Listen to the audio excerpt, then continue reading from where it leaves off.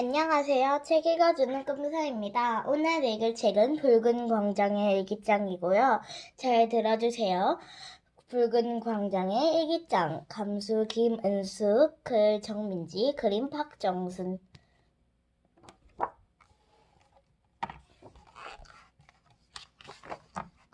난 그냥 집에서 텔레비전이나 보고 싶었는데 베라는 일요일에 놀지도 못하고 부모님을 따라 붉은 광장에 온 것이 불만이었어요.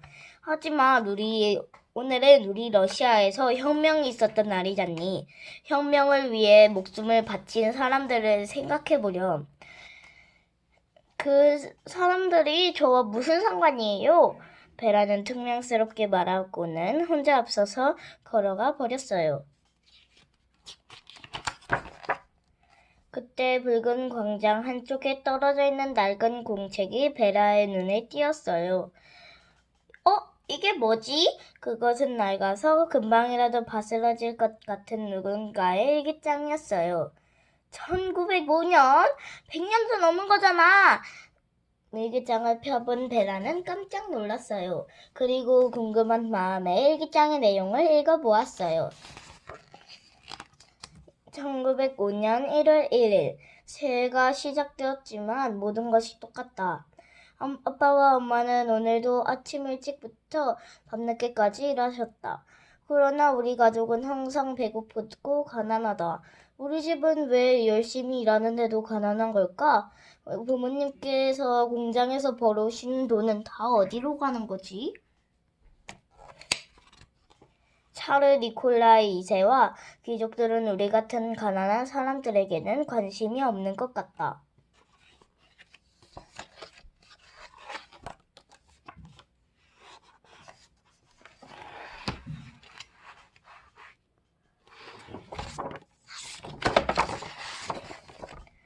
(1905년 1월 9일) 아빠는 날마다 밤늦게까지 일하신다. 그러다 몸살이 나셔서 오늘 아침에는 아주 힘겹게 일터로 나가셨다. 나는 걱정이 되어 아빠가 일하시는 곳에 몰래 가보았다. 마침 아빠는 무거운 자루를 나르고 계셨다. 건강한 사람들도 들기 힘들 것 같아 보이는 매우 커다란 자루였다. 그런 아빠의 모습을 보고 있으려니 마음이 아팠다. 잠시 후 아빠는 자루의 무게를 견디지 못하고 결국 쓰러지셨다. 그러자 감독하는 아저씨가 아빠를 향해 버럭 소리를 질렀다. 파벨, 어서 일어나지 못해. 꿈을 거린 만큼 돈을 적게 받을 줄 알아. 아빠는 힘겹게 일어나 다시 자루를 나르셨다. 나는 눈물이 나려는 걸 꾹 참았다.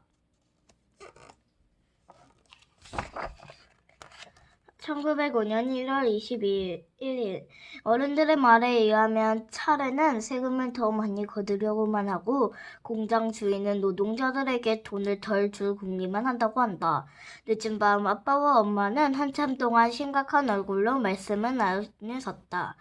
다른 공장 노동자들이 공장 주인에게 임금을 조금만 더 올려달라고 했다가 쫓겨났어. 어디나 일은 너무 힘들고 임금은 터무니없이 적지. 내일도 모두 차례가 있는 궁전으로 가서 시위를 하기로 했어. 당신도요? 엄마가 걱정스러운 목소리로 물으셨다. 응, 뭐 별일이야 있겠어. 아빠는 이렇게 대답하며 미소를 보이셨다.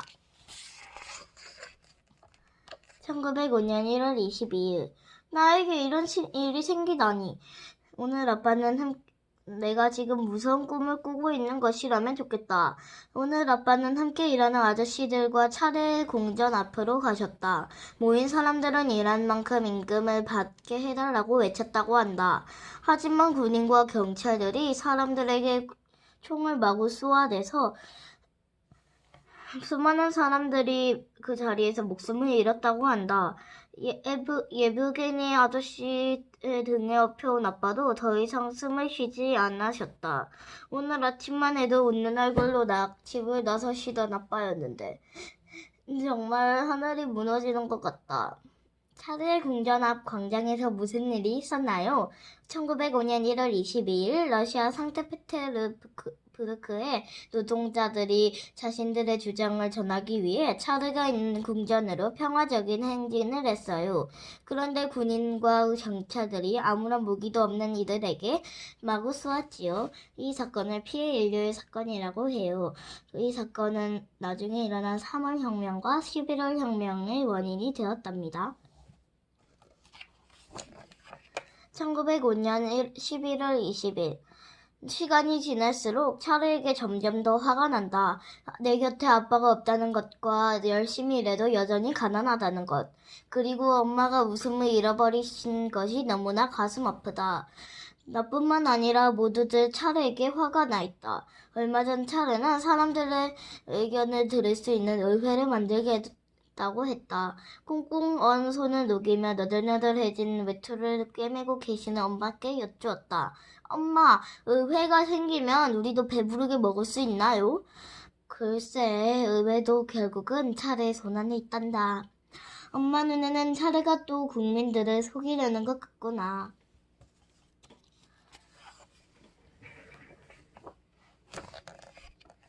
베라는 잠시 일기 읽는 것을 멈추고 일기장을 가슴에 꼭 끌어안았어요. 아, 얼마나 힘들었을까. 마음을 가다담은 베라는 다시 일기장을 넘겼어요. 1914년 7월 30일. 오늘은 19번째 맞는 내 생일이다. 어머니는 생일날 고기 스프도 끓여주지 못해서 미안하다고 하셨다. 하지만 지금은 생일을 축하할 상황이 아니다. 이틀 전 오스트리아 헝가리 제국이 세르비아와 전쟁을 시작했다. 그러자 차르는 우리 러시아도 그 전쟁에 참여하겠다고 했다. 또 얼마나 많은 사람들이 어리석은 차르 때문에 목숨을 잃게 될까?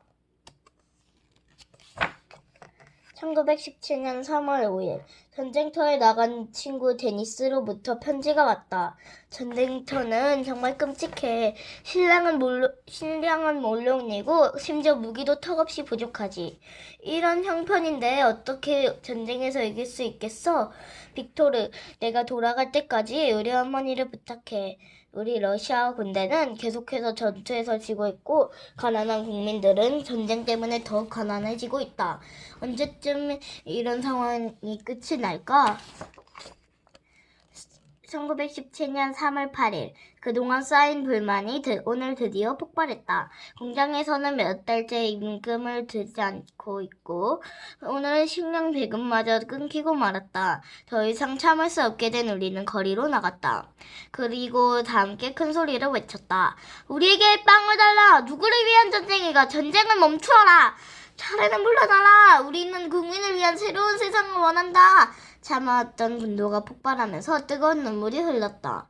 3월 혁명은 어떤 사건인가요? 1917년 8월 러시아에서 차르의 잘못된 정치에 분노한 농민과 노동자, 군인들이 일으킨 혁명이에요. 이 혁명으로 니콜라이 2세는 차르의 자리에서 물러났고 이로써 왕이 통치하는 러시아 왕정 시대는 끝이 났어요. 이 사건이 러시아 옛 달력으로는 2월에 일어났기 때문에 2월 혁명이라고 부르기도 해요. 1917년 3월 16일 거리마다 기쁨의 함성이 넘치고 있다. 니콜라이 2세가 결국 차르 자리에서 물러난 것이다. 어머니, 이제 우리가 원하던 새로운 세상이 열릴 거예요. 빅토르, 정말 그랬으면 좋겠구나. 어머니의 얼굴에서 오랜만에 미소를 보았다. 나도 조금이나마 희망을 갖게 되었다. 1917년 4월 20일 차르는 물러났지만 세상은 아직 그대로인 것 같다. 임시로 세워진 정부는 전쟁을 계속하고 있고 사람들의 생활도 전혀 나아지지 않고 있다. 무엇이 잘못된 것일까? 우리는 평화를 원합니다. 전쟁을 그만두고 나라의 힘과 재산을 우리 국민들이 가져야 합니다. 혁명가인 블라디미르 레닌은 사람들에게 이런 연설을 했다. 그는 평등을 중요하게 여기는 사회주의를 주장했다. 레닌의 연설은 나처럼 전쟁과 굶주림에 지친 국민들에게 큰 희망을 안겨주었다. 1917년 11월 6일. 어쩌면 나는 오늘이 지나면 더 이상 일기를 쓸 수 없을지도 모른다. 나를 비롯한 수많은 사람들이 레닌과 뜻을 함께하고 있다. 우리는 임시정부를 무너뜨리고 레닌이 말하는 국민을 위한 평화로운 나라를 세울 것이다. 임시정부는 우리를 향해 총을 겨누겠지. 하지만 나는 용감하게 외칠 것이다. 우리도 행복할 권리가 있다. 11월 혁명은 어떤 사건인가요? 1917년 11월 러시아에서 레닌이 이끄는 볼세비키 세력이 일으킨 혁명이에요. 이 혁명으로 러시아는 임시정부가 무너지고 사회주의 국가의 길로 들어서게 되었지요. 이 사건이 러시아 옛 달력으로 10월에 일어났다고 하여 10월 혁명이라고 부르기도 해요. 베라는 1917년 11월 6일이 마지막으로 되어 있는 일기장을 덮었어요. 그때 아빠가 베라에게 다가왔어요. 베라, 여기서 뭐하니? 아빠, 오늘이 무슨 날이라고 하셨죠? 오늘은 우리 러시아에서 혁명이 일어났던 날이야. 혁명 이후에는 어떤 일이 있었나요? 레닌은 나라를 잘 이끌었나요? 베라의 갑작스러운 질문에 아빠는 고개를 갸웃거렸지만 곧 진지한 표정으로 대답해 주었어요. 혁명이 성공한 뒤 노동자와 농민을 위한 정부가 만들어지면서 이 러시아 땅에 세계 최초로 사회주의 국가가 세워졌어. 레닌은 국민들과 약속한 대로 전쟁에서 손을 뗐고 국민들이 평등하게 살아갈 수 있도록 노력했지. 와, 그럼 국민들이 잘 살게 되었겠네요. 하지만 혁명 이후에도 많은 문제가 있었단다. 혁명을 지지하는 사람들과 반대하는 사람들 사이에 전쟁이 벌어졌거든. 또 레닌의 뒤를 이은 스탈린은 자기 마음대로 권력을 휘둘렀지. 결국 누구나 행복하고 평등한 세상은 오지 않았단다.